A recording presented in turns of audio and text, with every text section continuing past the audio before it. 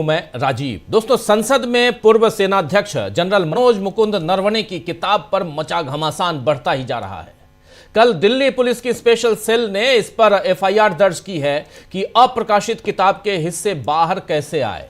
वही प्रकाशक penguin random house India ने एक बयान जारी कर बताया है कि किताब के प्रकाशन का अधिकार उसके पास है और किताब अब तक प्रकाशित नहीं हुई है। न ही प्रकाशक ने इसे डिजिटल या सोशल प्लेटफॉर्म पर किसी भी तरह से प्रकाशित किया है। इस बयान को एक पोस्ट के जरिए प्रकाशक ने शेयर किया है, जिसे दिखाते हुए अब मनोज नरवणे, पूर्व सेनाध्यक्ष, उन्होंने भी अपनी चुप्पी तोड़ी है। उन्होंने एक पोस्ट में क्या कुछ लिखा है, देखिए यहां पे साफ साफ मनोज नरवणे ने इसी बयान को, पेंगुइन इंडिया के बयान को यहां कोट करते हुए पोस्ट किया है। और इस पोस्ट में लिख रहे हैं कि this is the status of the book, यानी किताब की स्थिति अभी ये है। मनोज नरवणे ने इस पोस्ट के जरिए यह बता दिया है कि पेंगुइन प्रकाशन का बयान ही सही है, जबकि खुद उन्होंने 2023 में किताब प्रकाशन की सूचना ट्वीट के जरिए दी थी। मंगलवार को यानी आज राहुल गांधी ने यही ट्वीट पत्रकारों को सुनाया भी और साथ ही सवाल उठाया था कि वो पेंगुइन प्रकाशन को सही मानेंगे या पूर्व सेनाध्यक्ष को। आइए जरा सुन लीजिए यहां राहुल गांधी क्या कुछ कह रहे हैं, सुनिए जरा। Here is a tweet from Mr. Narawane. ये देख लीजिए please. Can you read, sir, please? Manoj Narawane ji. It's a tweet that says, "Hello friends, my book is available now. Just follow the link. Happy reading. Jai Hind." This is a tweet that Mr. Narawane has made. You can look into the tweet. So the point I'm making is, either Mr. Narawane is lying, and I believe the army chief. Okay, I don't think he will lie, or Penguin is lying. Somebody needs to. Both cannot be telling the truth. Okay. Do you think this is a conspiracy from the government? No. Please listen to what I said. Yeah. Penguin is saying something. They're saying the book is not being published. Right? The book is available on Amazon. General Narawane has tweeted, as I just read to you, that please buy my book. And I think he tweeted that in 2013, if I'm not mistaken. Sorry, तो सुन रहे थे आप, यहां पर राहुल गांधी अपनी बात रख रहे थे। तो असल बात क्या है, किस वजह से मोदी सरकार डर रही है और आखिर क्यों संसद में राहुल गांधी का सामना करने से मोदी डर रहे हैं, इनका खुलासा राहुल गांधी ने कर दिया है। उस ट्वीट को भी आज राहुल गांधी ने दिखाया है। जरा उस ट्वीट को ले आइए, देखिए ये ट्वीट जिसमें मनोज नरवणे ने उस ट्वीट को, पेंगुइन इंडिया के ट्वीट को, जरा इसको और एक्सपोज कीजिए, यहां साफ समझ में आ जाएगा कि hello friends, my book is available now. इन्होंने लिखा था 2023 में, my book is available now, just follow the link, happy reading, जय हिंद। यहां साफ साफ पेंगुइन इंडिया का वी यहां पर पूरा देखिए, प्री ऑर्डर नाउ, ये सब कुछ है। इसी चीज को दिखाते हुए राहुल गांधी पूछ रहे हैं कि कौन सही है, कौन गलत है, कौन सही है, जरा सामने ला दीजिए। चलिए, खैर ये किताब की बात दोबारा हम आप तक लाते हैं, क्योंकि इस किताब की आंच लोकसभा अध्यक्ष ओम बिरला की कुर्सी तक पहुंच गई है। ये जो मामला है, इसकी आंच कह सकते हैं। आप जानते हैं कि राहुल गांधी को लोकसभा में भाषण देने से बार बार रोका गया, टोका गया था, और वहीं कांग्रेस की महिला सांसदों पर एक गजब इल्जाम लगा दिया गया कि वो पीएम मोदी पर हमले की तैयारी से आई थी। इस पर पहले तो लोकसभा अध्यक्ष को चिट्ठी भेजकर विरोध जताया गया महिला सांसदों की तरफ से, और अब पक्षपाती रवैये का इल्जाम लगाते हुए ओम बिरला के खिलाफ अविश्वास प्रस्ताव का नोटिस भी आज दे दिया गया है, और इस पर विपक्ष के कम से कम 118 सांसदों ने हस्ताक्षर किए हैं। कांग्रेस सूत्रों के अनुसार ये नोटिस लोकसभा में कांग्रेस के मुख्य सचेतक के सुरेश ने लोकसभा महासचिव उत्पल कुमार सिंह को उनके दफ्तर में जाकर दिया है। नोटिस के प्रस्ताव पर कुल 118 सांसदों के हस्ताक्षर हैं, दस्तखत हैं, और लोकसभा में कांग्रेस सांसदों की संख्या आप जानते हैं कि 99 है। अब विपक्ष के लोकसभा अध्यक्ष के विरुद्ध दायर इस अविश्वास प्रस्ताव के नोटिस में लगाए गए आरोपों की जांच होगी। नियमों के मुताबिक जांच प्रक्रिया के बाद इस नोटिस पर आगे की कार्रवाई को लेकर सचिवालय विचार करेगा। आपको बता दूं कि अविश्वास प्रस्ताव का यह नोटिस ओम बिरला को पद से हटाने के लिए संविधान के आर्टिकल 94C के तहत दिया गया है। उन पर आरोप लगाया गया है कि वो सदन की कार्यवाही पक्षपातपूर्ण तरीके से संचालित कर रहे हैं। नोटिस में यह भी कहा गया है कि वो सत्ता पक्ष के सदस्यों को पर्याप्त समय सदन में बोलने के लिए देते हैं, जबकि विपक्षी दलों के नेताओं को बोलने का मौका तक नहीं दिया जाता है और बार बार और अनावश्यक रूप से उन्हें रोका टोका जाता है। इसमें 2 फरवरी और 3 फरवरी का विवरण दिया गया है, जिसमें कहा गया है कि लोकसभा में विपक्ष के नेता राहुल गांधी को राष्ट्रपति के अभिभाषण पर धन्यवाद प्रस्ताव पर चल रही चर्चा में बोलने की अनुमति नहीं दी गई।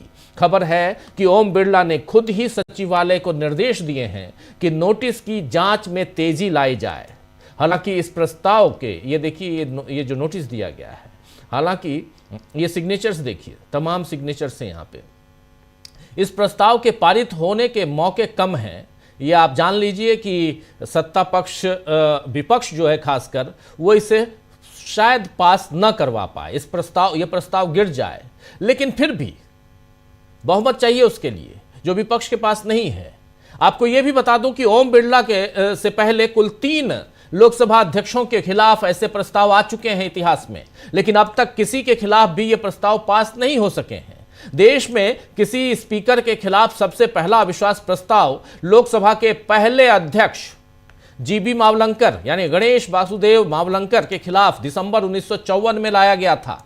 देख लीजिए, पहला अविश्वास प्रस्ताव लोकसभा के पहले अध्यक्ष जीबी मावलंकर यानी गणेश वासुदेव मावलंकर के खिलाफ आया था। उसके बाद 1966 में दूसरी बार तत्कालीन लोकसभा अध्यक्ष सरदार हुकुम सिंह के खिलाफ ऐसा ही प्रस्ताव लाया गया था। और तीसरी बार, जी हां, तीसरी बार 1987 में, उसको भी स्क्रीन पर ले आइए, तीसरी बार 1987 में तत्कालीन लोकसभा अध्यक्ष बलराम जाखड़ के खिलाफ अविश्वास प्रस्ताव लाया गया था। और अब चौथा प्रस्ताव, अविश्वास प्रस्ताव ओम बिरला के खिलाफ लाया गया है। नियमानुसार अब 14 दिन के बाद उस प्रस्ताव का परीक्षण होगा, जब तक लोकसभा अध्यक्ष ओम बिरला सदन की कार्रवाई का संचालन नहीं करेंगे। बिरला के खिलाफ पेश 3 पेज के इस नोटिस में पहला हस्ताक्षर कांग्रेस के नेता केसी वेणुगोपाल का है, जबकि दूसरे स्थान पर जो सिग्नेचर है वो द्रमुक डीएमके के टीआर बालू का है और फिर समाजवादी पार्टी के धर्मेंद्र यादव का सिग्नेचर है। ये जो सिग्नेचर्स हैं उसमें आपको बता रहा हूं। बहरहाल ओम बिरला इस अविश्वास प्रस्ताव से बच भी जाएं, तब भी मोदी सरकार विपक्ष के हमलों से नहीं बच सकती है। आज अमेरिका के साथ ट्रेड डील पर अखिलेश यादव ने जिस तरह से सरकार को घेरा है, वो भी जरा सुन लीजिए। अमेरिका ट्रेड डील यहां क्यों ला रहा हूं वो भी समझेंगे बाद में, लेकिन सुन लीजिए अखिलेश यादव क्या कह रहे हैं। सभापति महोदय, मुझसे पहले अभी जो भारतीय जनता पार्टी की माननीय सदस्य बोल रही थी, और भारतीय जनता पार्टी का ये पक्ष है कि हम लोगों ने दुनिया में बहुत सारे देशों से फ्री ट्रेड एग्रीमेंट कर लिया है। सभापति महोदय, मैं भारतीय जनता पार्टी की सरकार से जानना चाहूंगा, अभी कितने देश और बचे हैं जिससे आप फ्री ट्रेड एग्रीमेंट नहीं कर पाए हैं? कुछ ऐसे भी देश बचे होंगे शायद जिनसे आपकी इच्छा होगी कि हम फ्री ट्रेड एग्रीमेंट कर लें, और सभापति महोदय का फ्री ट्रेड एग्रीमेंट हो भी जाते हैं। जो लोग कभी रुपए के बारे में बहुत चिंता करते थे, कभी कभी उम्र से, कभी कभी दूसरे लोगों की उससे जोड़ देते थे, इतने सब फ्री ट्रेड एग्रीमेंट होने के बाद, और अमेरिका से डील नहीं ढील हुई है, उसके बाद हमारा रुपया कहां पहुंचेगा? और अगर यही डील होनी थी तो 11 महीने इंतजार क्यों कराया? अगर यही डील होनी थी सभापति महोदय, तो 11 महीने किस बात का इंतजार था? हमारे कारोबारियों को या हमारे जितने भी उद्योग से जुड़े लोग हैं, उनके साथ ये परेशानी क्यों? बजट पर सबसे पहला सवाल यही है कि डील पहले बनी है बजट।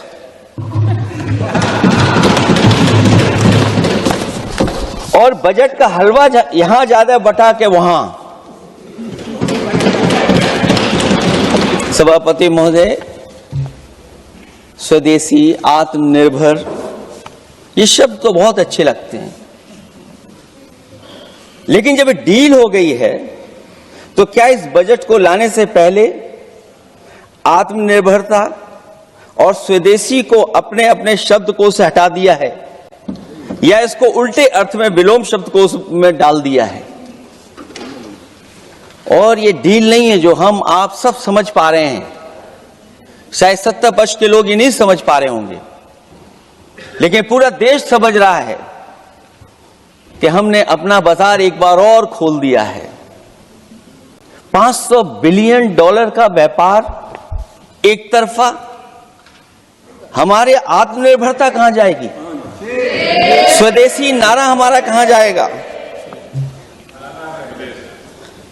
हमारे देश की जनता भाजपा से कह रही है कि जहां तक हमें मालूम है डील एक तरफा नहीं होती है। क्या ये बनी वहां पहुंची यहां जहां जैसे कोई एक पक्षी मान रहा हो? जनता भाजपा से यह भी जानना चाहती है कि 0 बड़ा के 18।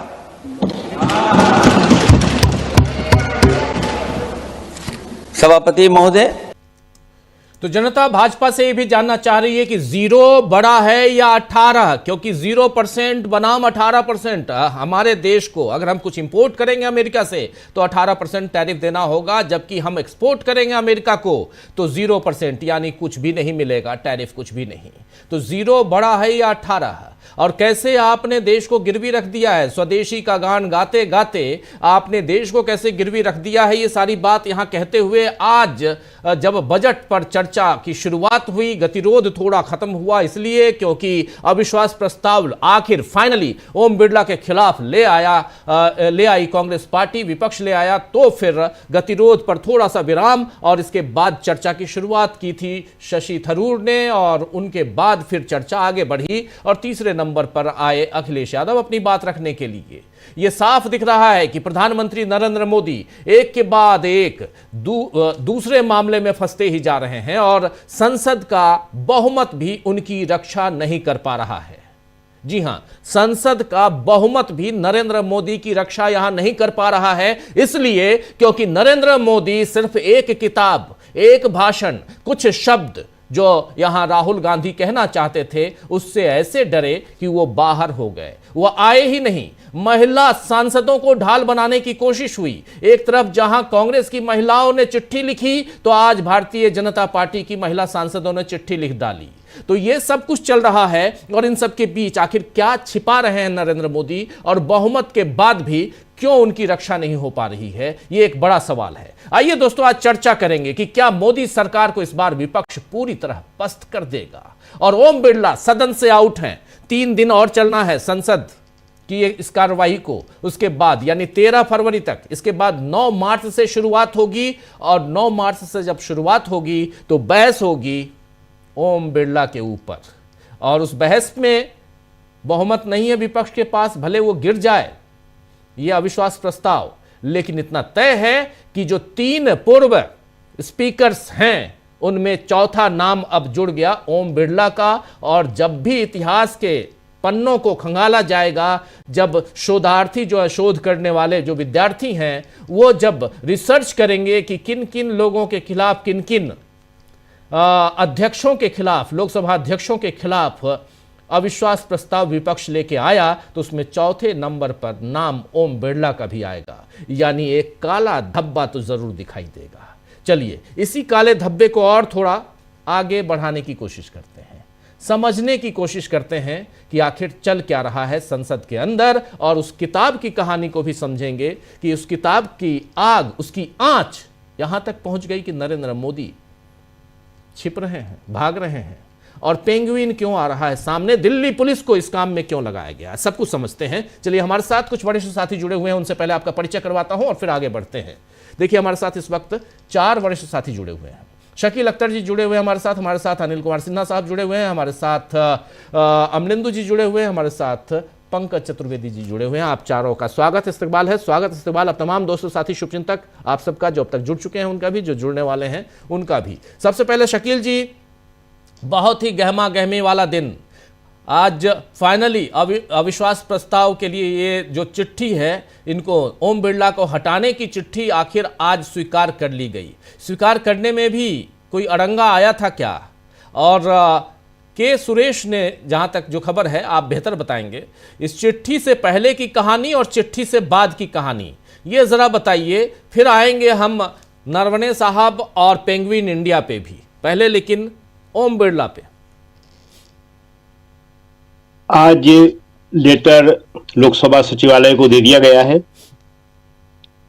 करीब 123 लोकसभा सदस्यों के उसके ऊपर साइन है, जिनमें कांग्रेस है, डीएमके है, समाजवादी है। टीएमसी ने साइन नहीं किए हैं उसके ऊपर। टीएमसी ने अपना एक अलग स्मार्ट गेम खेलने की कोशिश की है, लेकिन उससे कोई फर्क नहीं पड़ेगा कि टीएमसी साइन करती है कि नहीं करती। हालांकि सुबह जब फ्लोर लीडर्स की मीटिंग थी तो उसमें टीएमसी शामिल थी। खैर, तो 9 मार्च को जो सेकंड पार्ट बजट सेशन का शुरू होगा, उसमें पहले दिन ही इस पे चर्चा शुरू होगी और लोकसभा अध्यक्ष ओम बिरला उसमें नहीं बैठेंगे चर्चा में। आज भी जैसे ही प्रस्ताव लोकसभा सचिवालय पहुंचा, उसके बाद से लोकसभा अध्यक्ष ने अपने आसन पर नहीं बैठे। देखिए, इसमें जो है क्या होगा क्या नहीं होगा ये तो बाद में मालूम पड़ेगा, लेकिन जैसा हमने कल कहा था कि विपक्ष के पास एक बड़ा हथियार है ये, और ये विपक्ष ओम बिरला के खिलाफ नहीं लाया है। ये उसके हमलों का निशाना प्रधानमंत्री मोदी ही होंगे। मोदी जी ने ही ओम बिरला को सामने लाके खुद को बचाने की कोशिश की है, और ये बात सब जानते हैं, बीजेपी में भी, कांग्रेस में भी और सब जगह। कांग्रेस ने तो बोल भी दिया, प्रियंका ने भी बोला, राहुल ने भी बोला, सबने बोला कि ये प्रधानमंत्री का डर था, वो राहुल का सामना करना नहीं चाहते थे, इसलिए उन्होंने लोकसभा अध्यक्ष को बीच में डाल के उनसे ये कहलवाया। देखिए, होता क्या है, ये रिमूवल का प्रस्ताव होता है, ये इसको जो तकनीकी भाषा है उसमें अविश्वास नहीं कहते हैं, लोकसभा अध्यक्ष को रिमूव करने का। इससे पहले धनखड़ पे लाए थे, आपको याद होगा, धनखड़ का प्रस्ताव स्वीकार ही नहीं किया था। जो उप डिप्टी चेयरमैन है वहां पे, उन्होंने उसको रिजेक्ट ही कर दिया था। लेकिन हुआ क्या, उसके बाद धनखड़ भी अपनी कुर्सी नहीं बचा पाए। उससे पहले पिछली लोकसभा में प्रधानमंत्री मोदी के खिलाफ लाया गया था। क्या हुआ, 2023 में लाया गया था, 2024 में प्रधानमंत्री मोदी 240 पे रुक गए। तो ये एक नैरेटिव वर्सेस नैरेटिव लड़ाई होती है, और ये जो लड़ाई होगी इसमें मोदी जी के लिए बहुत मुश्किलें बढ़ेंगी, क्योंकि मोदी जी इस वक्त चारों तरफ से घिरे हुए हैं। तो ये प्रस्ताव जो है अपने आप में बहुत महत्वपूर्ण है। लोकसभा अध्यक्ष ने तय कर लिया है कि वो जो डिस्कशन होगा इसके बारे में चेयर पे नहीं बैठेंगे। डिसीजन जब तक नहीं हो जाएगा तब तक वो चेयर पे नहीं बैठेंगे।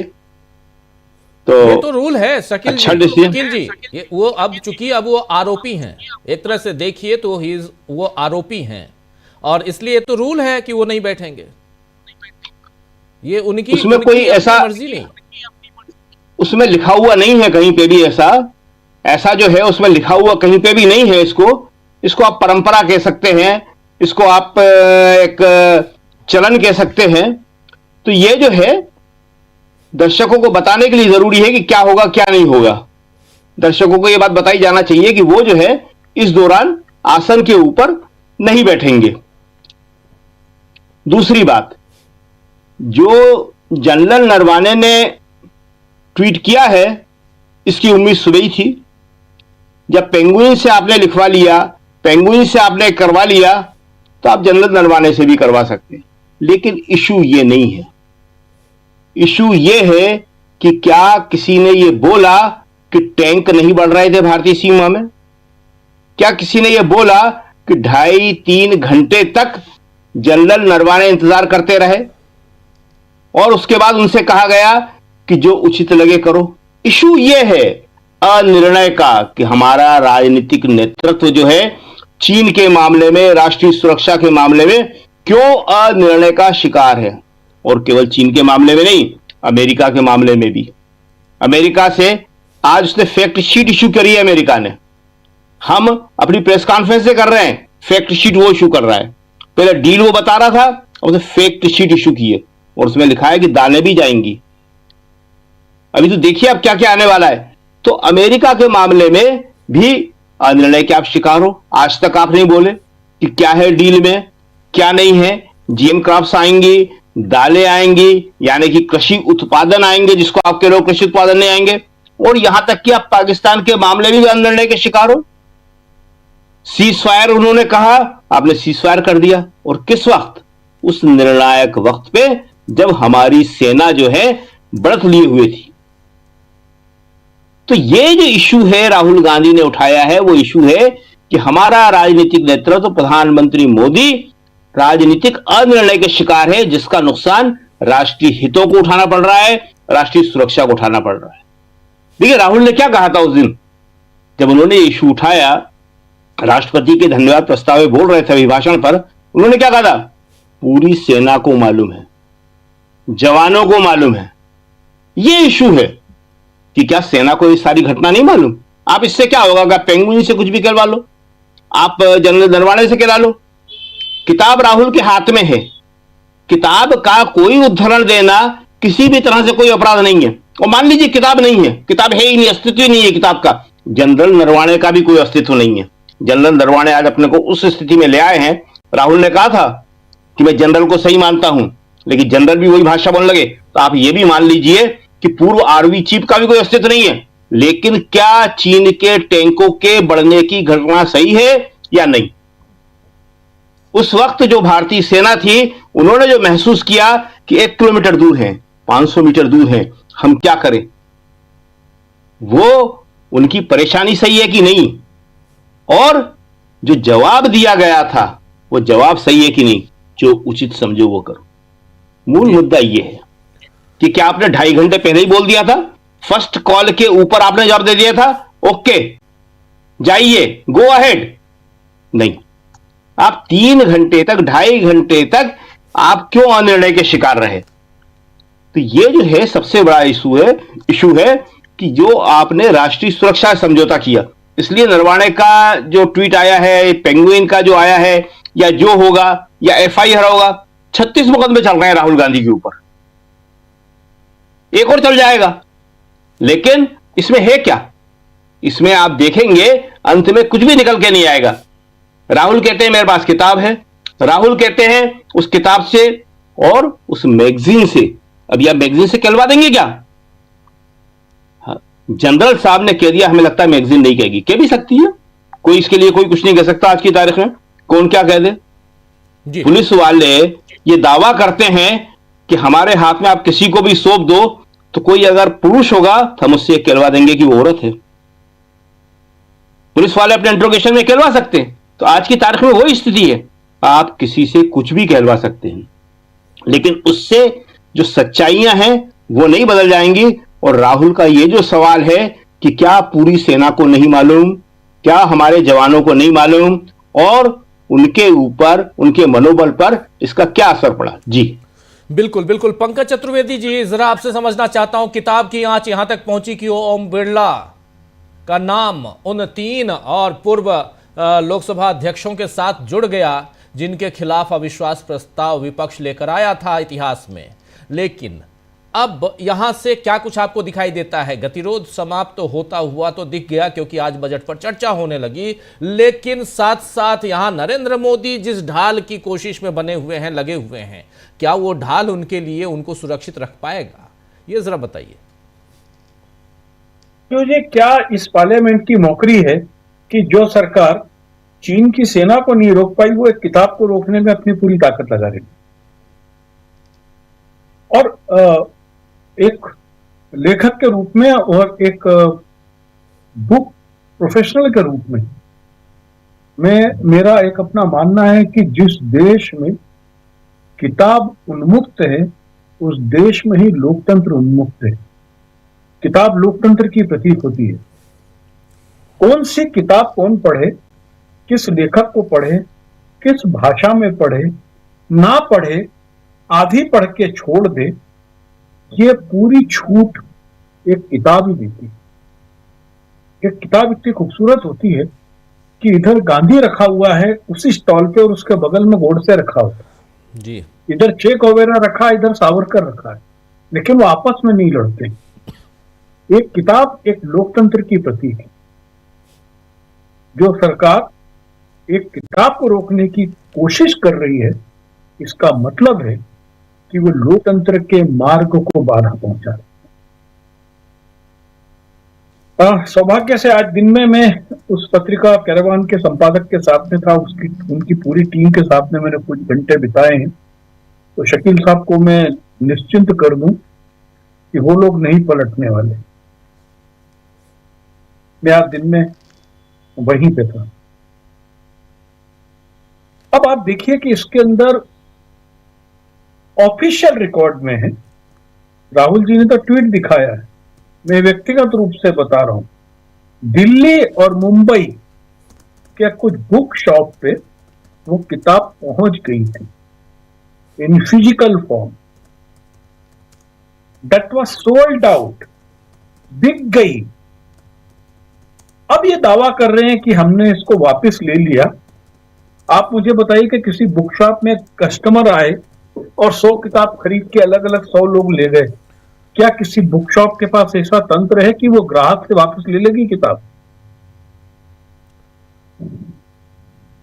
देखिए अब इसके अंदर क्या हो रहा है कि राहुल गांधी और उस पत्रिका को घेरने के लिए दिल्ली पुलिस के कार्रवाई को आप सामान्य मत समझिए। वो लोग, जो मेरी जानकारी है, ऑफिशियल सीक्रेट एक्ट 1923 जिसको 2021 में और कड़ा किया गया था, उसकी धारा 3 और 5 के अंतर्गत तहत मुकदमा कायम कर रहे हैं। ऑफिशियल सीक्रेट एक्ट में ये धारा 3 और 5 है, ये 14 साल की सजा वाली है। और उसको इस प्रकार से किया जा रहा है कि जो सेना से जुड़े हुए जो गोपनीय चीजें थी उसको इस जरिए से बाहर लाया गया, जिससे देश की जो स्थिरता है उसके ऊपर। नहीं तो ये किसके खिलाफ? राहुल गांधी के खिलाफ? ये जो मेरी जानकारी है, ये मैगजीन के खिलाफ, राहुल गांधी के खिलाफ, क्योंकि राहुल गांधी पूरी किताब लेके आए हैं ये। लेकिन एक बात बताइए पंकज जी, ये किताब अगर अवेलेबल था पहले ये किताब अवेलेबल थी ना मार्केट में? बुक शॉप में थी। बुक शॉप में थी ये किताब? जब ये किताब अवेलेबल थी तब तो आप और हम गए बुक शॉप, किताब अगर मिल रही है हमने खरीद लिया, किताब खरीद ली हमने और ले आए, तो इसमें हमारी क्या गलती है? यही तो इसके अंदर जो देखिए हो क्या रहा है कि पब्लिशर की उसके अंदर भूल है कि जब इस किताब को अप्रूवल नहीं हुआ था, हालांकि ऐसा होता है कि जब कोई भी बड़ी किताब का लॉन्च होता है तो ये मान लिया जाता है कि किताब की सामान्य रूप से चीज होगी वो क्लियर हो जाएगी, और इतने बड़े आदमी की किताब है, हु केयर्स अबाउट इट, हम लोग उसकी तैयारी करके रख ले। क्योंकि क्या होता है कि एक तो डिजिटल किताब छपती है, आप 10 कॉपी छाप लो, और इतनी थोक में किताब छापनी होती है तो आपको वेब ऑफसेट पे ही छापनी होती है, इसके अंदर 3000-5000 कॉपी तैयार होती है। और कोई भी पब्लिशर होता है वो एक डेट के पहले अपने नेटवर्क की जो किताबें हैं उसकी प्री बुकिंग करने लगता है, स्टोर्स पे किताबें पहुंचा देता है। स्टोर्स पे उनका ये कहना होता है कि आप जब तक अप्रूवल ना हो तब तक उसको आगे ना रखें, लेकिन क्या होता है कि उत्साही लाल लोग होते हैं या लापरवाही में या जिसको भी आप मान ले, वो लोग आगे रख देते हैं। तो ये सब हुआ है इसके अंदर। और क्योंकि अब इस मसले में सरकार बुरी तरीके से फंस गई। तो शकील साहब ने बोला कि मसला ये नहीं कि नरवणे की किताब की प्रकाशन की अनुमति थी कि नहीं थी, हमारे सामने सवाल है कि जो व्यक्ति अपने आप को 56 इंच का बता के कह रहा है पूरी दुनिया मेरे इशारे पे नाचती है, सब मेरी बात मानते हैं, विश्व गुरु हो गए हैं, वो विश्व गुरु जो है, जो उचित लगे वो करो बोलने के लिए 2.5 घंटे 3 घंटे इंतजार करता रहा। वो सवाल भी हमारे सामने खड़े हुए हैं कि कैसे 42 बार डोनाल्ड ट्रंप बार बार कह रहे हैं कि मैं अपने दोस्त मोदी की बेइज्जती नहीं करवाना चाहता हूं, बार बार वो कह रहे हैं कि उसका समझौता, उस युद्ध को, ऑपरेशन सिंदूर को तो मैंने रुकवाया है। तो ऑपरेशन सिंदूर को रुकवाने के बाद में नरवणे की किताब आपको बताएं अकेले चाइना नहीं है। उस किताब के अंदर अग्निवीरों की भर्ती, अग्निवीरों की सैलरी को लेकर, परमानेंट स्टाफ 25% से बढ़ाने को लेकर कई सवाल खड़े हुए हैं जो पॉलिसीज और इम्प्लीमेंटेशन लेवल पर है, जो उन्होंने उसके अंदर बताया कि किस तरीके से इन प्रकार के कामों से भारतीय सेना का अकेले जो स्ट्राइकिंग पावर है वो नहीं कमजोर हो रहा है, मनोबल भी कमजोर हो रहा है। क्योंकि चाइना का मसला चूंकि ऐसा था कि जून में गलवान में हमारे 20 सैनिक शहीद होते हैं और ये घटना उसी साल अगस्त की है जी, जिस समय हमारी सेना को बहुत सतर्क होना चाहिए था उस फ्रंट पे, जिस फ्रंट पे इतना बड़ा हम हानि खा चुके थे। और कोई यदि देश आर्टिलरी लेकर, टैंक्स लेकर हमारी सीमा में घुस रहा है, इसका मतलब है नॉर्मल नहीं है, वो आपकी जमीन पे कब्जा करना चाहते हैं।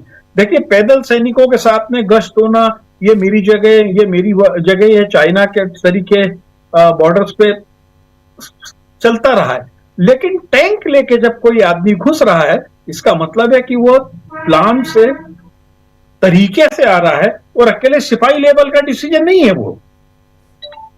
और शकील साहब बिल्कुल ठीक कह रहे हैं कि मसला ये बिल्कुल नहीं है कि किताब है नहीं है, किताब में क्या लिखा है उसकी अनुमति नहीं है, किताब कानूनी रूप से आई कि गैर कानूनी रूप से आई।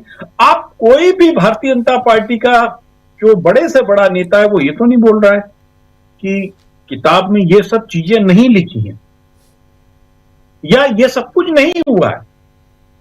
मसला यहां पर यह है और दुर्भाग्य है कि अपनी पीठ बचाने के लिए, चाइना से अपनी नाक बचाने के लिए आप एक किताब के ऊपर एक अपना बिल फाड़ रहे हो। और देखिए, नरवणे जी के साथ में बड़ी समस्या है। नरवणे जी यदि ओएस एक्ट के अंदर, ओएसए में, इसमें कहीं भी फंस जाते हैं तो उनकी पेंशन भी बंद हो जाएगी। और जाहिर है कि ये सरकार एक बड़े स्तर पर ब्लैकमेलिंग की सरकार है। ये लोगों को ब्लैकमेल करना और लोगों को डरा धमका कर अपने मन मर्जी का काम कराने के लिए कुख्यात सरकार है। तो ये तो हो नहीं है। इसमें मैं ओम बिरला जी का बारे में आपको एक क्यों बताऊं। सन 2020 में भी विपक्ष लामबंद था इनके खिलाफ अविश्वास प्रस्ताव लाने को, लेकिन उस समय भी ममता बनर्जी की पार्टी ने गड़बड़ की थी और वो प्रस्ताव को साकार रूप में नहीं आ पाया था। ये चीज और मैं अपने दर्शकों को बताऊं कि इसके अंदर एक नियम है, इनको यदि पद से हटाना है तो कुल उपस्थित सदस्यों का आधे से एक वोट अधिक होना जरूरी नहीं है, कुल सदस्यों का, यानी वो उपस्थित हो चाहे ना हो, वो जरूरी होता है। और इस प्रस्ताव के स्वीकार करने और जांच में एक जो सबसे बड़ी समस्या है वो ये है कि ये प्रस्ताव जो है तकनीकी रूप से गलत हो गया है। जो इनको हटाने को चिट्ठी दी गई है उसमें सभी तारीख में 2026 की जगह 2025 उसको सुधार के दे दिया है, उसको सुधार दिया है, सुधार के दे दिया वो ठीक जी। हाँ, सुधारने के बाद उसको स्वीकार किया। हाँ, एक तकनीकी प्रस्ताव एक ऐसा चीज था जिसके अंदर, क्योंकि ये लोग धूर्त लोग हैं, ये लोग इसी को मुद्दा बना सकते हैं।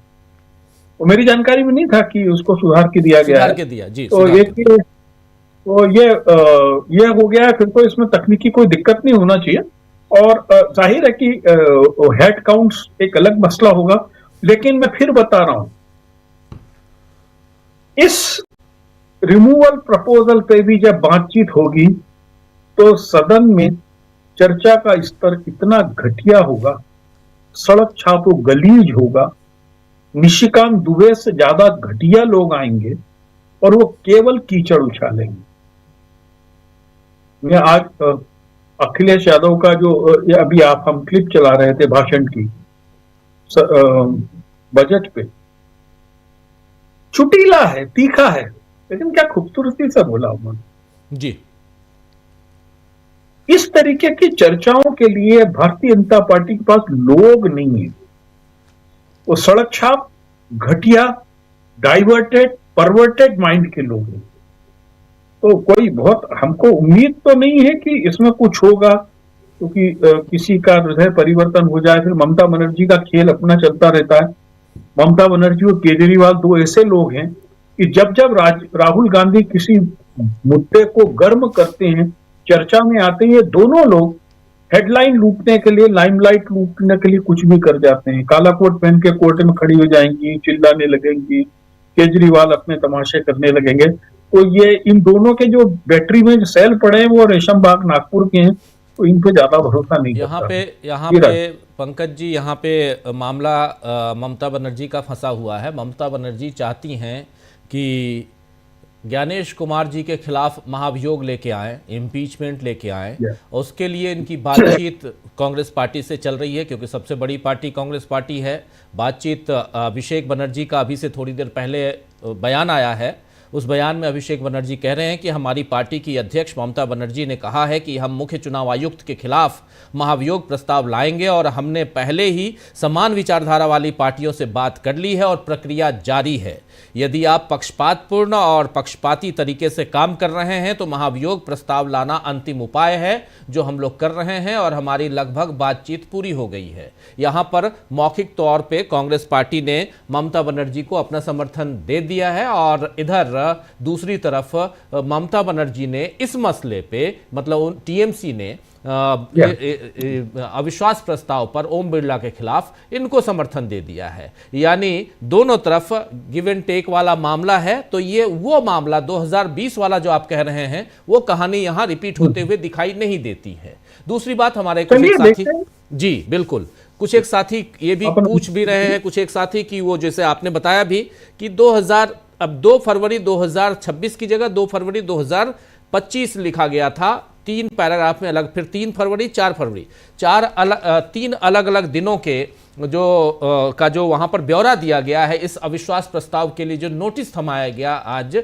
उस नोटिस में, उसमें टाइपिंग एरर के रूप में 2025 लिख गया था, लेकिन उसको बाद में विपक्षी दलों ने, खासकर कांग्रेस पार्टी ने, उसको सुधार कर दूसरा दिया है और सबके सिग्नेचर हैं, 118 सांसदों के उस पर सिग्नेचर हैं और उसको स्वीकार कर लिया गया। ओम बिरला ने कहा है कि इसकी जांच, जो भी इसकी प्रक्रिया है, इसको पूरी कीजिए और तब तक मैं नहीं रहूंगा, यानी आसंदी पे वो नहीं बैठेंगे। बहुत अच्छी बात है। शकील जी ने बताया कि ये नियम तो नहीं है, लेकिन इतना जरूर है कि इसकी कद्र करते हुए लोग उस पर नहीं बैठते हैं, क्योंकि वो खुद आरोपी हैं। अच्छी बात है, वो नहीं बैठेंगे और इतनी उम्मीद की जानी चाहिए ओम बिरला से, क्योंकि उनको जो कुर्सी मिली है वो कुर्सी कहीं ऊंची है, कहीं ऊंची, बहुत ऊंची कुर्सी है। उस कुर्सी की कद्र तो होनी चाहिए।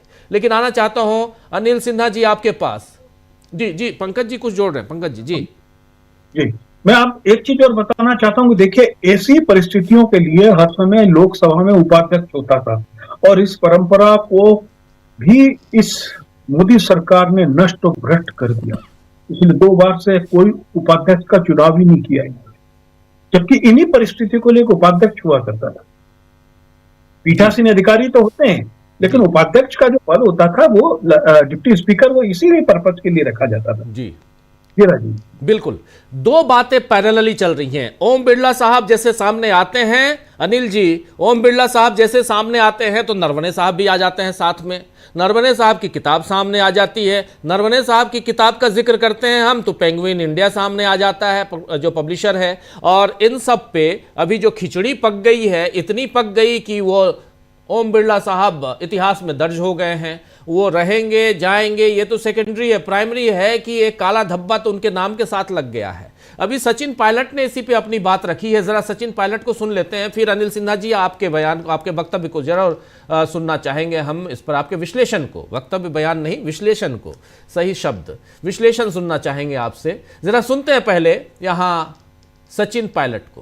कंट्रोवर्सी कहाँ है मुझे बताइए। जिस किताब की बात हो रही है उस किताब के लेखक कौन है? उस किताब के लेखक वो हैं जिनको इसी सरकार ने उनको आर्मी चीफ बनाया। उन्होंने, आर्मी चीफ इस देश का बहुत माना हुआ पद है। वो व्यक्ति अगर कुछ बात लिख रहे हैं या कह रहे हैं तो उसको बैन करना, एफआईआर कर देना, पब्लिश नहीं होने देना, उसकी चर्चा ना होने देना, किस बात को छुपाना चाहते हैं? और राहुल गांधी जी अगर उस किताब में लिखा हुआ कुछ अंश उसका विवरण कर रहे हैं या उसमें स्पष्टीकरण मांग रहे हैं तो क्या गलत कर रहे हैं? वो कोई ऐरे गहरे व्यक्ति तो है नहीं, इस देश के आर्मी के चीफ रहे हैं। अगर उन्होंने कुछ लिखा है किताब में तो उस पर चर्चा करने से, संवाद करने से क्यों सरकार घबराती है? अगर सरकार को लगता है गलत लिखा है तो खंडन कर दे, सही लिखा है तो स्पष्टीकरण दे दे, लेकिन हाउस ना चलने देना, उनको बात अपनी रखने न देना, ये कैसे? प्राइम मिनिस्टर हमेशा डिबेट का जवाब देते हैं, डिबेट विपक्षी नेता करते हैं, उन्होंने कुछ बोला नहीं है तो जवाब किस बात का देंगे? चर्चा का मतलब क्या होता है? संवाद हो, अगर आपको कुछ आपत्तिजनक लगे आप उसको एक्सपेंस कर सकते हैं, लेकिन बोलने ना दिया। तो सुन लिया आपने, यहां साफ साफ सचिन पायलट कह रहे हैं कि भाई वो आर्मी चीफ हैं और अपनी पूरी बात यहां रखते हुए, इस बीच एक जो पंकज जी आपकी बातों को थोड़ा सा अभिषेक बनर्जी यानी टीएमसी ने थोड़ा और क्लियरिफाई करने की कोशिश की है। अभी अभी एक बाइट आई है अभिषेक बनर्जी की जो कह रहे हैं कि अविश्वास प्रस्ताव पे हम भी साथ हैं। जरा सुन लेते हैं बाइट को। वो कह रहे हैं कि कल ही हमने स्पष्ट कर दिया था, फिर उनकी बाइट सुनते हैं। पहले मैं बता देता हूं, कल भी हमने स्पष्ट कर दिया था कि सभी टीएमसी सांसद अविश्वास प्रस्ताव पर हस्ताक्षर करेंगे, लेकिन हमने उन्हें सुझाव दिया था कि सांसदों के निलंबन, विपक्ष के नेता को बोलने न दिए जाने, महिला सांसदों पर झूठे आरोप लगाए जाने और अध्यक्ष के पक्षपातपूर्ण तरीके से काम करने जैसे मुद्दों पर हमने कहा था कि सबसे पहले हमें स्पीकर के विरोध में पत्र लिखना चाहिए जिस पर सभी विपक्षी सांसदों के हस्ताक्षर हों और हमें स्पीकर को 2-3 दिन का समय देना चाहिए। अगर स्पीकर इस पर कोई कार्रवाई नहीं करते हैं तो हमारे पास अविश्वास प्रस्ताव लाने का विकल्प हमेशा खुला है, हमें कोई आपत्ति नहीं है, ये उन्होंने कहा था। उसके बाद अब आगे यहां पर उनकी बात भी सुन लेते हैं फिर अनिल जी आपके पास, क्योंकि विपक्ष किस दिशा में जा रहा है और कितना एकजुट है, ये सारी बातें सामने आ जाएंगी। सुनते हैं पहले। देखिए, नो कॉन्फिडेंस स्पीकर में अगेंस्ट करने का जो मुद्दा है, ये कल भी हमने स्पष्ट किया है। कांग्रेस और जितने भी like minded parties India alliance का हिस्सा है कि हमारे जो पार्टी का स्टैंड है, हमें नो कॉन्फिडेंस साइन करने में कोई दिक्कत नहीं है। नो कॉन्फिडेंस रेजोल्यूशन साइन करने में, सबमिट करने में कोई दिक्कत नहीं है। सारे तृणमूल एमपी साइन करेंगे, लेकिन हमारा उनको जो सुझाव था कि पहले आपके जो 4 पॉइंट्स है, जो पॉइंट कांग्रेस की तरफ से रेज किया जा रहा है, एक तो आप देख रहे हैं 8 लोगों को सस्पेंड किया गया है, एक उनके महिला सांसदों के ऊपर झूठा आरोप लगाया गया है, एक प्रतिपक्ष के नेता को बोलने दिया नहीं जा रहा है, और दूसरे तरफ से आपका जो है कि भाई दूसरा बीजेपी के नेता को आप अटैक करने का मौका दे रहे हो and the chair is working in a biased manner. तो इन चारों मुद्दों को पहले हमने ये कहा कि आप एक चिट्ठी in form of a protest आप स्पीकर को भेजिए। उस चिट्ठी में सारे ऑपोजिशन एमपीज, चाहे वो कांग्रेस के हो, समाजवादी पार्टी के हो, तृणमूल के हो, डीएमके के हो, सब साइन करेंगे, हमें कोई दिक्कत नहीं है। और स्पीकर को आप 2-4 दिन समय दीजिए, 2 दिन समय दीजिए, 3 दिन समय दीजिए। अगर स्पीकर भाई 2 दिन दीजिए, आज तो 10 है, अभी भी तो 3 दिन है, आज अगर देते हैं तो 2 दिन 3 दिन स्पीकर को समय दीजिए। अगर स्पीकर कोई एक्शन नहीं लेता है या उस पर कोई विचार नहीं करता है, then there is always a room to move no confidence, we have no problem. But मेरा सुझाव ये था कि पहले आप एक चिट्ठी दे दो, चिट्ठी देके वो उनको क्लियर कर दो। Let it be incumbent on the speaker to act on those 4 points that is being raised by INC, and if the speaker doesn't act, then we will all unitedly move a no confidence against the speaker, no problem. Abhishek sir, what was the Congress reply? What did the Congress reply? वो आप कांग्रेस से पूछिए, कांग्रेस क्या करेगी उस मेरा सुझाव के ऊपर, वो आप कांग्रेस से पूछिए। मेरा क्या सुझाव था मैं आपको बोल सकता हूँ, आप मेरे से प्रश्न किए, उत्तर तो मुझे देना है। तो सुन रहे थे यहां पे अपनी बात रखते हुए, लेकिन अब चूंकि ऑलरेडी अविश्वास प्रस्ताव आ चुका है, अब दूसरी तरफ ममता बनर्जी चाहती हैं कि इम्पीचमेंट लेकर आए हम ज्ञानेश कुमार गुप्ता जी के खिलाफ, यानी चीफ इलेक्शन कमिश्नर के खिलाफ, तो इनको कांग्रेस का साथ चाहिए, तो यहां भी कांग्रेस के साथ जाना होगा।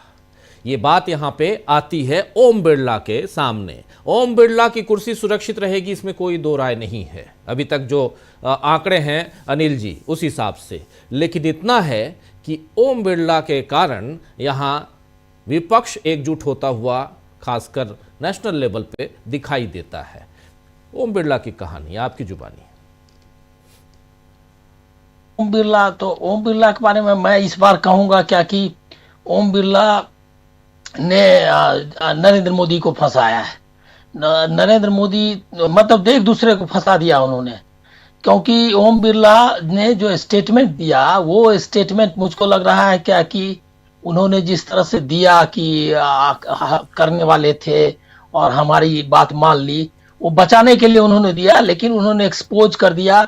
अब ये डॉक्यूमेंटेड फैक्ट है लोकसभा में कि प्रधानमंत्री जो है विपक्ष के हंगामे की वजह से भारत का एकमात्र प्रधानमंत्री जो है जो उन पर एक ही नाम गिनती होगी जो भाग गए, और ये उन्होंने दर्ज करा दिया। तो मुझको नहीं लग रहा है क्या कि ओम बिरला उनकी कोई मदद कर रहे थे।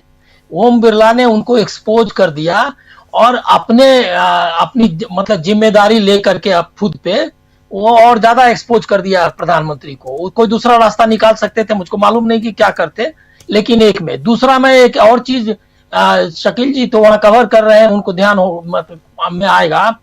वो जिस दिन ये नरोने वाली मुद्दा जिस समय आ रहा था, कोशिश की ये मतलब जब रख रहे थे राहुल गांधी, तो साफ साफ डिमांड कर रहे थे गृह मंत्री अमित शाह कि इनके खिलाफ रूल 389 मेरे ख्याल में के तहत कार्रवाई की जाए। ओम बिरला ने वो नहीं किया और उन्होंने एक्सपंज भी नहीं किया जो उनके कहे हुए को कि ये नहीं जाएगा कार्यवाही में।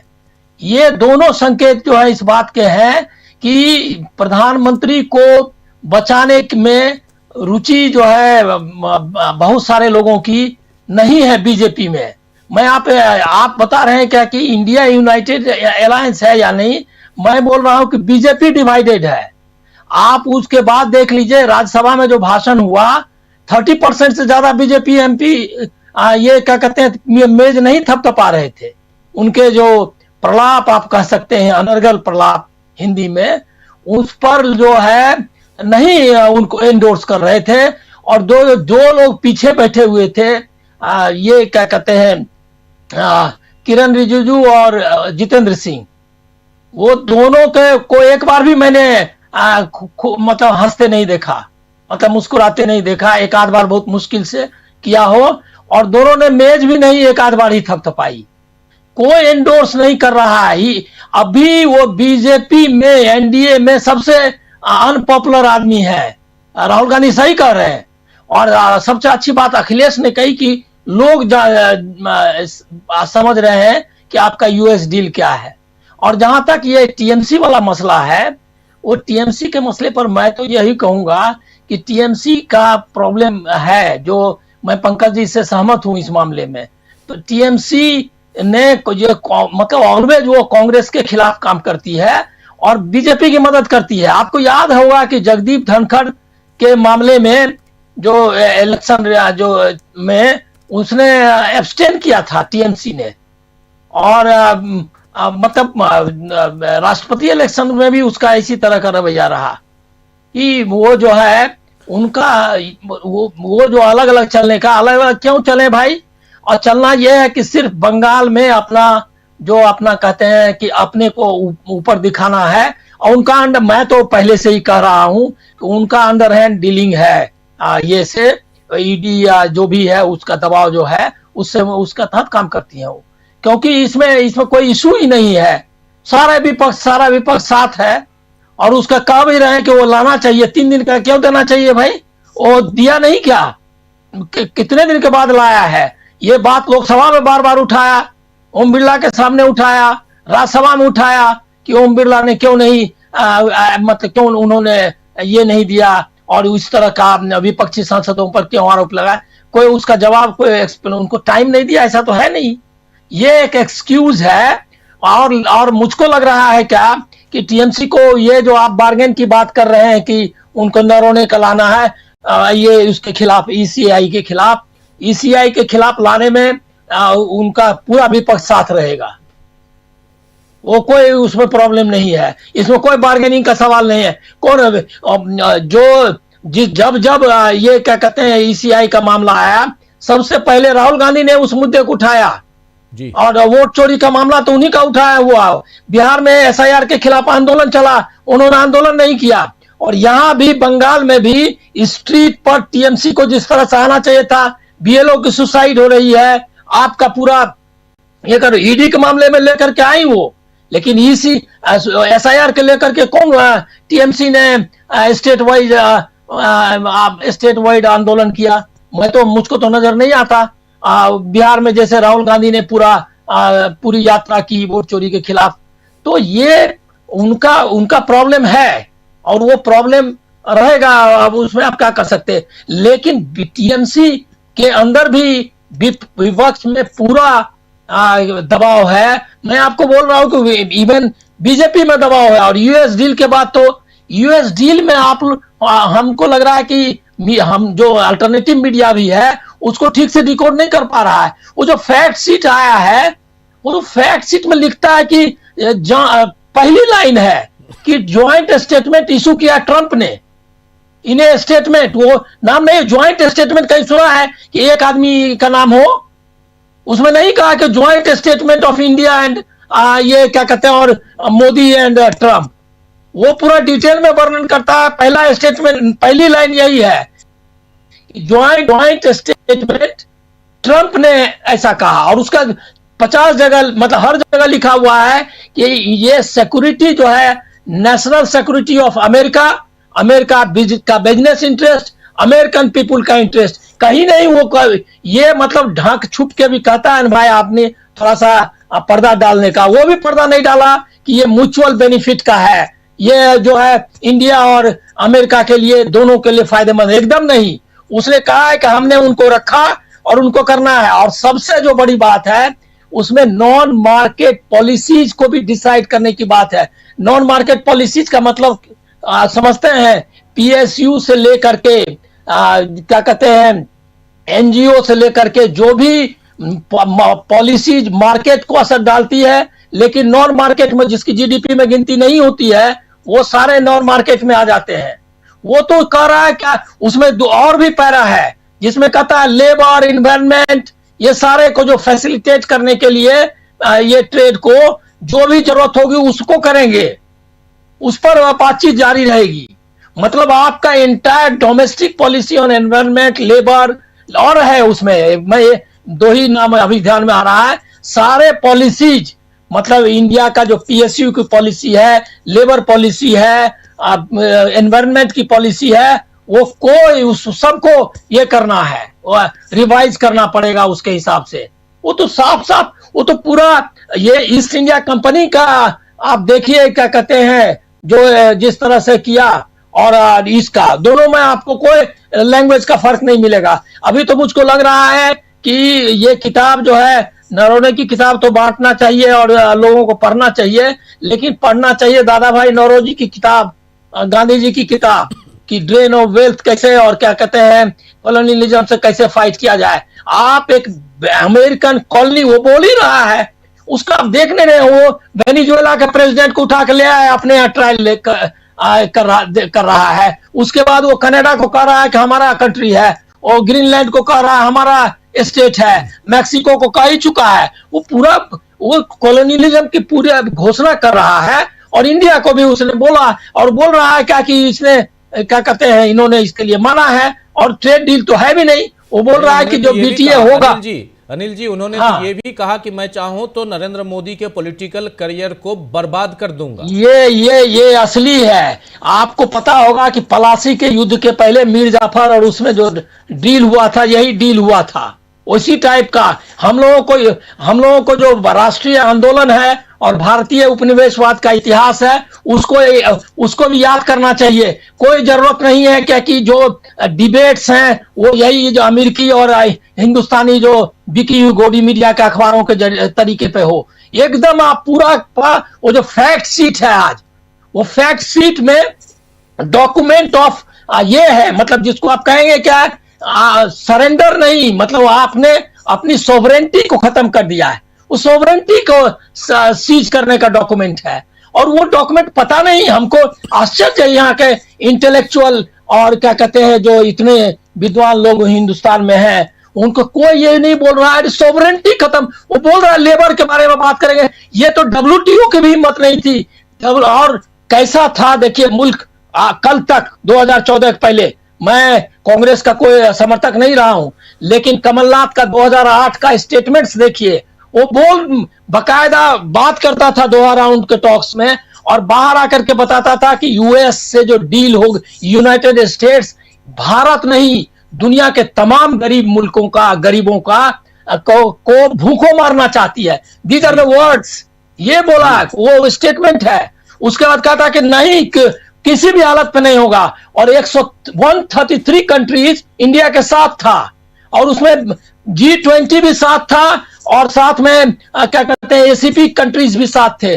पूरा वर्ल्ड का नेतृत्व कर रहा था उस समय, जबकि कमलनाथ एक राइट विंग पॉलिटिशियन है, कॉर्पोरेट के आदमी है, मैं खुद ही उनका विरोधी हूं, लेकिन वो भी चूंकि इंडिया रिप्रेजेंट कर रहा था, और यही वजह है कि जब 2008 में पूरा वर्ल्ड ध्वस्त हो गया, मेल्टडाउन जो मंदी आई थी, भारत बचा रहा इसीलिए कि हमने अपने जो क्या कहते हैं इंडस्ट्री, अपना जो एग्रीकल्चर है और अपनी जो इंडस्ट्रीज है उसको प्रोटेक्टेड रखा, वर्ल्ड मार्केट के सरेंडर नहीं किया। ये तो WTO का बाप बन गया। फैक्ट शीट आप देखिए, WTO को भी इतने स्ट्रिंजेंट जो है वो करने की हिम्मत, उनको भी कहना होता था कि म्यूचुअल बेनिफिट, म्यूचुअल, वो कहता कुछ नहीं, नथिंग डूइंग, अमेरिकन पीपुल के इंटरेस्ट में ट्रंप ऐसा कर रहे हैं, और अगर यही नहीं माना तो रशियन ऑयल अगर खरीदना नहीं किया तो 25% लगाए।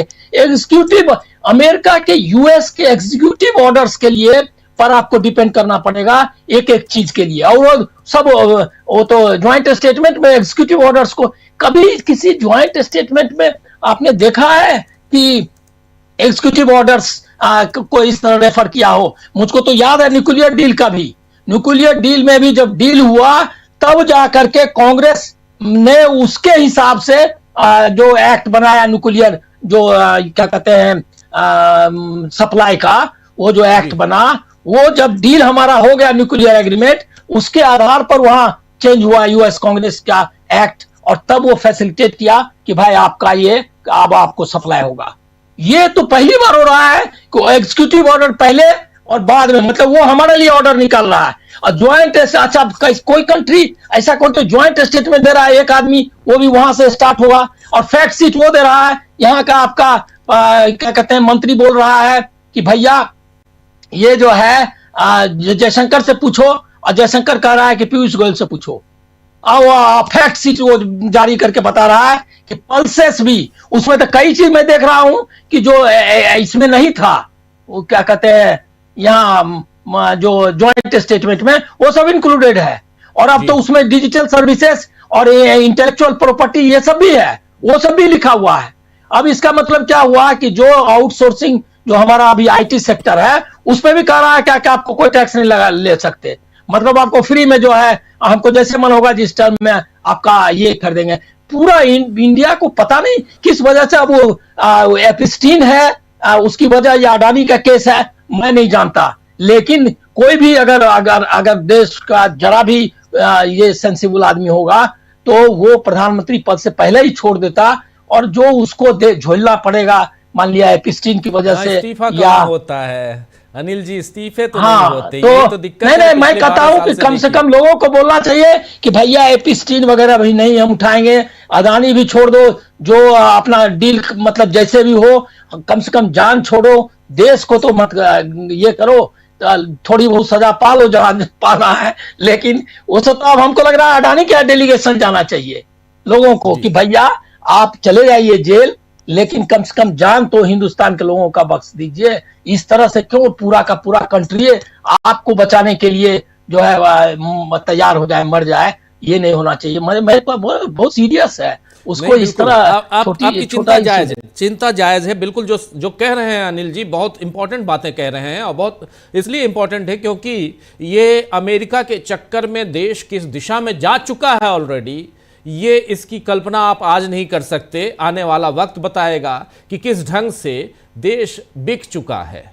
देश के एक तरफ आज अखिलेश यादव का कह रहे थे, अभी पंकज जी बहुत सही कह रहे थे, अखिलेश यादव का जो भाषण है संसद में बहुत इंपॉर्टेंट भाषण है। उसका छोटा सा अंश आपको सुनाया भी था शुरुआत में, बहुत महत्वपूर्ण है। और उन्होंने राम मंदिर वाले में भी उन्होंने बढ़िया कायदे से धुलाई कर दी, कायदे से धुलाई की। गोली चलाने वाला अभी मंदिर बना रहा है और हमको कहते हो, बहुत सही।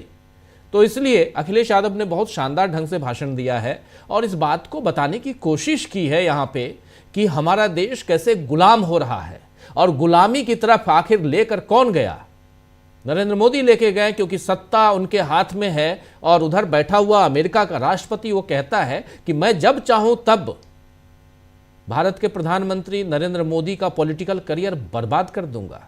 अगर इतनी हिम्मत, और हमारे यहाँ पर अमेरिका के साथ डील हुई नहीं हुई, ऑपरेशन सिंदूर हमने बंद किया नहीं किया, निलंबित किया, सस्पेंड किया, क्या किया, ये सब कुछ वो बताएंगे, अमेरिका बताए आखिर चल क्या रहा है। और लेकिन इन सब के बीच जब संसद, जहां से सब कुछ तय होता है, देश को कैसे चलना है ये इसी संसद से इसको तय किया जाता है, देश के कानून बनाए जाते हैं। लेकिन यहां जो चल रहा है वो भी दुर्भाग्यपूर्ण है।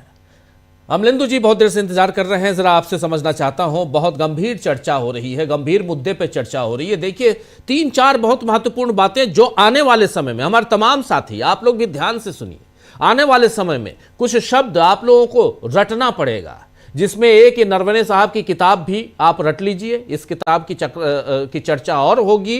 एप्स्टीन फाइल्स, इसकी चर्चा भी खूब होगी। अदानी साहब का केस आगे बढ़ रहा है, इसकी चर्चा भी होगी।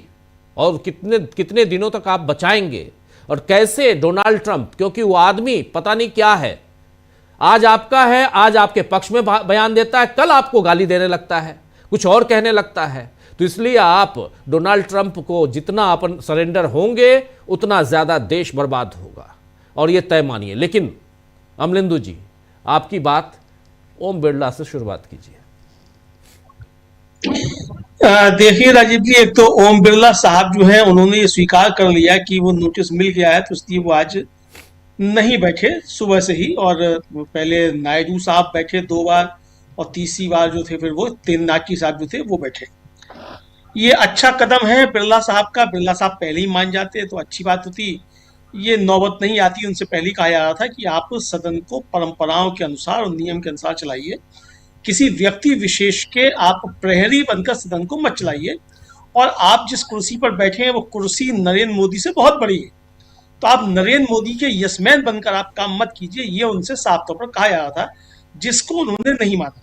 लेकिन राजीव जी, ओम बिरला साहब के चेहरे से उनकी मजबूरियां समझी जा सकती हैं कि उनको ह्यूमिलिएट किया गया होगा। ऐसा लगता है कि उनको बंद कमरे में कुछ ना कुछ ऐसी बातें कही गई होंगी कि बिरला साहब जो हैं वो अपना दर्द ना कह पा रहे हैं किसी के सामने, और जो है जो उनको कहा गया है उसको उनका पालन भी करना है। तो ये बिरला साहब की मजबूरियां समझी जा सकती हैं, तो मुझे लगता है कि ये ठीक है। लेकिन बिरला साहब तो एक कहा जाए मोहरा हैं और निशाना नरेंद्र मोदी ही है, ये साफ तौर पर समझ में आ रहा है।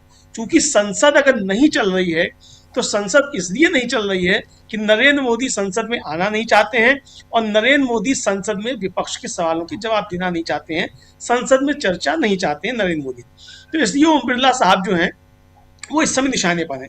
लेकिन इसके जरिए एक चीज साफ हो गई है कि सदन के अंदर अब आप विपक्ष को कमजोर नहीं समझ सकते हैं, और अगर आपने विपक्ष को कमजोर समझने की भूल की तो मोदी जी आगे आने वाले दिन अच्छे नहीं होंगे। ये आपके लिए बुरे दिन अब शुरू हो चुके हैं, इसको आप अच्छे तरीके से समझ लीजिए। ये शुरुआत हो गई है। ओम बिरला के खिलाफ नोटिस दिया जाना ये मोदी जी के बुरे दिनों की शुरुआत है राजीव जी। इसको मोदी जी इस तरीके से लिए तो बहुत अच्छा रहेगा। ट्रंप पता नहीं कब करेगा, उनका कैरियर बर्बाद या नहीं करेगा, हमें नहीं मालूम कब करेगा कब नहीं करेगा, और उसके पास क्या है जो वो बर्बाद कर सकता है नहीं बर्बाद कर सकता है। लेकिन मोदी जी के कारनामे जो देश के अंदर हैं, और खासतौर से इस देश के लोकतंत्र संविधान के साथ जो उनका रवैया है वो बहुत चिंताजनक है। और अगर यही रवैया जारी रहा तो मोदी जी के लिए मुश्किलें और भारतीय जनता पार्टी के लिए मुश्किलें बढ़ सकती हैं। राजीव जी, ये समय भारतीय जनता पार्टी के लिए भी अंदरूनी तौर पे बहुत चिंता का विषय होना चाहिए कि एक व्यक्ति विशेष को बचाने के लिए पूरी पार्टी जो है वो दांव पर लग गई है, और अगर नरेंद्र मोदी डूबेंगे तो पूरी पार्टी को लेकर डूबेंगे। तो इसलिए भाजपा के जो कहा जाए जो मैनेजमेंट के लोग हैं, जो क्राइसिस मैनेजमेंट करते हैं, उनको अब नरेंद्र मोदी को स्टेप डाउन करने के लिए आगे बढ़ना चाहिए, क्योंकि नरेंद्र मोदी अब बीजेपी के ऊपर बोझ बनते चले जा रहे हैं, ऐसा मालूम पड़ता है। ओम बिरला साहब के खिलाफ राजीव जी जब होगी चर्चा, तो जाहिर सी बात है कि वो चर्चा सिर्फ ओम बिरला तक सीमित नहीं रहेगी। पंकज जी की बात सही है कि नीचता की हद तक जाकर बीजेपी के लोग बातें करेंगे, लेकिन विपक्ष भी जब बातें करेगा राजीव जी, तो विपक्ष जो बातें करेगा वो सिर्फ ओम बिरला तक सीमित नहीं होंगी, वो नरेंद्र मोदी तक भी जाएंगी। तो ये इस पे चर्चा तो होनी ही होनी है, अब इसमें कोई दो राय तो है नहीं कि चर्चा नहीं होगी। और उस समय ये भी नहीं होगा कि साहब आप बोलने नहीं देंगे नेता विपक्ष को। जब उस पर चर्चा होगी तो आपको बोलने भी देना पड़ेगा। प्रधानमंत्री आए या नहीं आए, लेकिन सरकार की तरफ से जवाब भी देने होंगे, तो विपक्ष के आरोप क्या होंगे ये भी समझा जा सकता है। तो यानी बैठे बिठाए एक मुसीबत जो है ये नरेंद्र मोदी ने बुला ली है। अब राजीव जी, जैसा कि मैं पहले भी कहता रहा हूं कि राजनाथ सिंह भारतीय जनता पार्टी में बहुत ही खतरनाक आदमी है, मोदी जी शायद ये समझ नहीं पाए। अडवाणी जी को धक्का लगा दी थी राजनाथ सिंह ने, कल्याण सिंह का पॉलिटिकल कैरियर चौपट कर दिया राजनाथ सिंह ने, और राजनाथ सिंह जी अब चूंकि 75 के होने जा रहे हैं, और ये चर्चा चलने लगी थी कि राजनाथ सिंह जी को जो है वो मार्गदर्शन मंडल में भेज दिया जाएगा। ये मौका पंकज जी तो कह रहे थे कि ओम बिरला ने निपटाया है, लेकिन मुझे लगता है कि ये मौका जो है राजनाथ सिंह जी ने लपक लिया है कि मोदी जी आपको अब हम निपटाते, आप हमसे निपटो। क्योंकि राहुल गांधी ने जैसे ही कहा कि किताब नरवड़े, और राजनाथ सिंह जी उठते तुरंत खड़े हो गए और कहा कि मैं बहुत कॉन्फिडेंस के साथ कहना चाहता हूं। अरे भाई पहले सुन तो लेते किस किताब की चर्चा हो रही है, क्या कहा गया है, उसके बाद कॉन्फिडेंस अपना दिखाते। लेकिन राजनाथ सिंह ने पूरी जो बहस जो थी राजीव जी, वो बिरला साहब और मोदी जी के खिलाफ केंद्रित कर दी। अब मोदी जी निपटना चाहते हैं राजनाथ सिंह से, निपटने। मैं फिर कह रहा हूं कि राजनाथ सिंह ने अच्छे निपटाए हैं। और जब 2014 में राजीव जी, जब मोदी जी प्रधानमंत्री बने थे, मैंने उसमें टिप्पणी की थी, हालांकि वो फेसबुक पर मैंने लिखा था, और मैंने उसमें लिखा था कि राजनाथ सिंह जी ने अच्छों को बर्फ के नीचे लगाया है, मोदी जी को भी यही लगाएंगे। तो अब मुझे लगता है कि राजनाथ सिंह जी का समय जो है वो काफी उज्जवल है, क्योंकि मोदी जी जब उतारे जाएंगे तो भविष्य किसका उज्जवल होगा ये समझा जा सकता है। तो बहरहाल राजीव जी उनकी अपनी अंदरूनी चीजें हैं, लेकिन मोदी जी चाहेंगे। राजीव देखिए, क्यों जरूरी है कि परिवार वाले लोग जो है वो सत्ता संभालें, इसलिए जरूरी है राजीव जी, राहुल गांधी अगर कुछ गड़बड़ करेंगे तो कल को जवाब कौन देगा? प्रियंका गांधी के बच्चों को जवाब देना पड़ेगा कि तुम्हारे मामा ने क्या गड़बड़ की थी। अखिलेश यादव कुछ गड़बड़ करेंगे तो उनके बच्चों को कल जवाबदेही होगी कि तुम्हारे पिता ने ये किया था। ममता बनर्जी अगर कुछ करेंगी तो उनके भतीजे जवाब देंगे, अभिषेक बनर्जी, कि तुमने क्या गड़बड़ी की, तुम्हारी बुआ ने क्या गड़बड़ी की थी। लेकिन मोदी जी राजीव जी गड़बड़ करेंगे तो वो तो झोला लेके चल देंगे।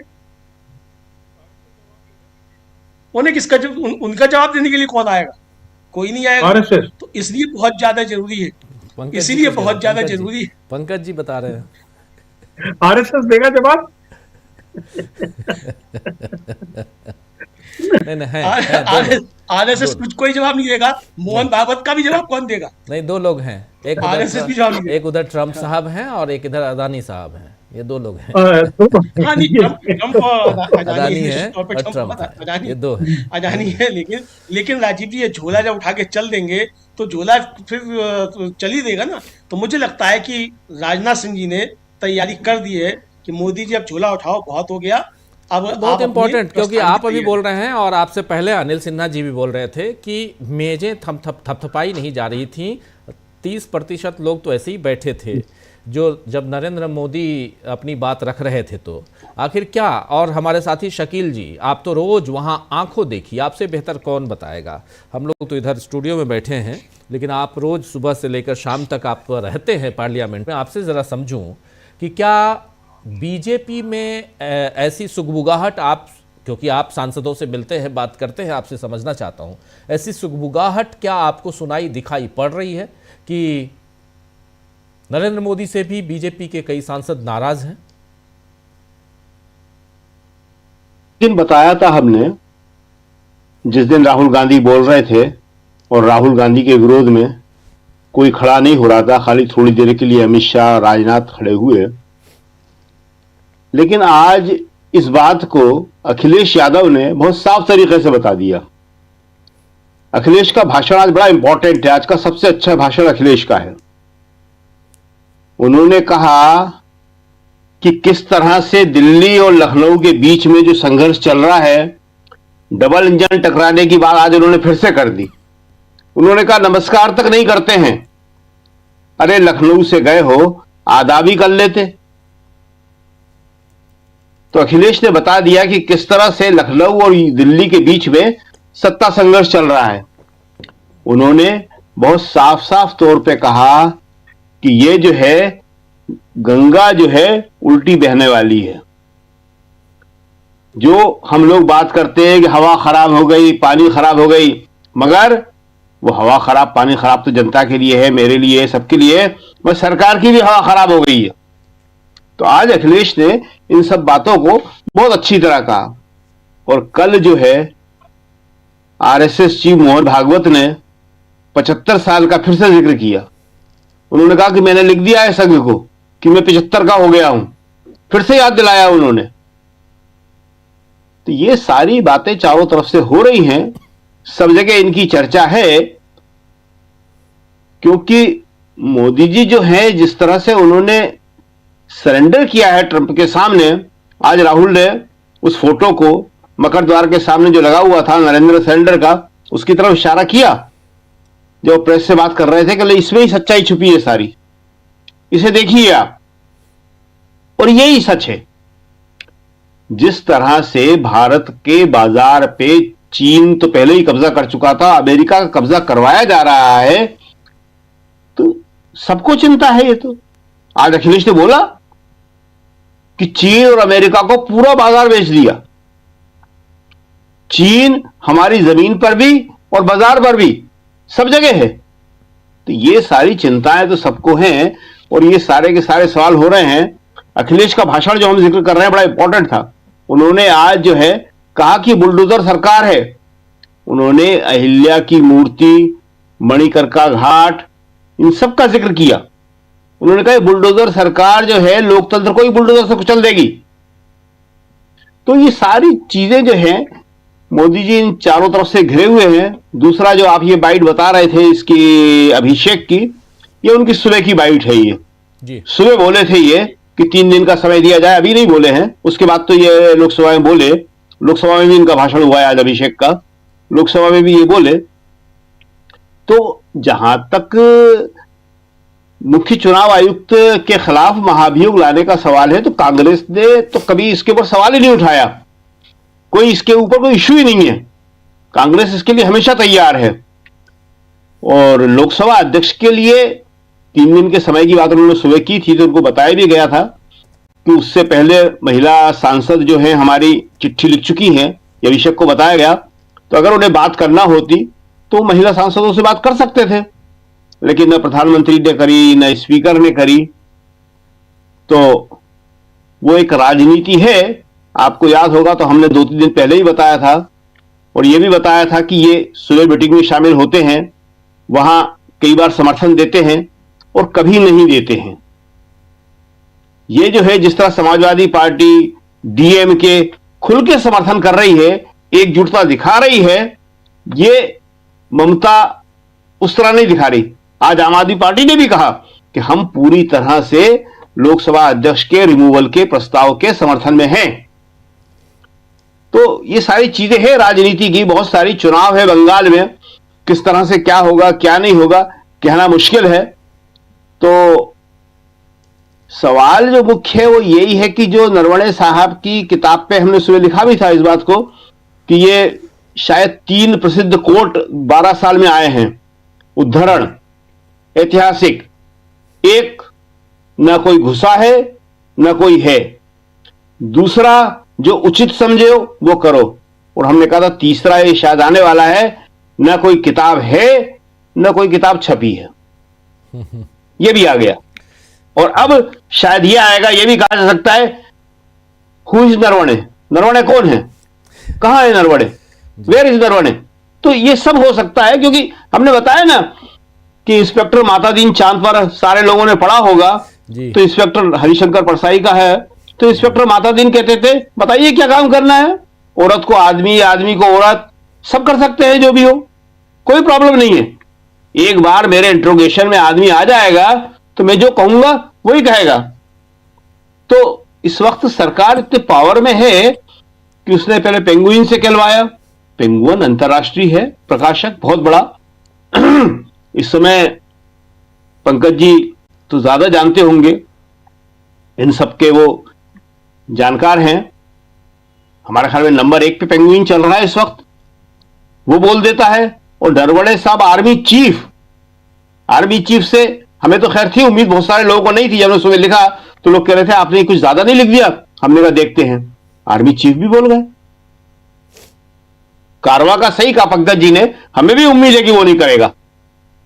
सही बोला उन्होंने, उनकी जो बात हुई है हमें भी लगता है कि वो डटे रहेंगे। वो ऐसे लोग तो मालूम पड़ता है। जैसे राहुल है, तो राहुल के बारे में सब जानते हैं कि राहुल ने जो कह दिया वो कह दिया।